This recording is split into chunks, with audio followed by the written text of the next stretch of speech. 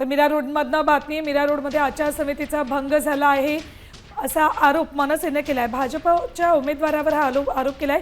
Polling एजंटवर मनसेने आरोप केलाय। स्वतःची नावं असलेले बॅचेस त्यांनी लावले। हे बघा, हे मी केलं होतं ना फोटो।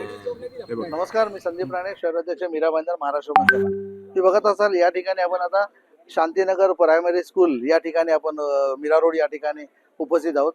या ठिकाणी येण्याचं कारण असं होतं की या ठिकाणी जे भाजपचे उमेदवार आहेत त्यांनी कशी चिटिंग केली हे तुम्हाला दाखवतो। आतमध्ये बसलेले असताना जे पोलिंग एजंट बसलेत आतमध्ये, ते असे बघा, हे स्लिप घेऊन असे बसलेत बॅच लावून।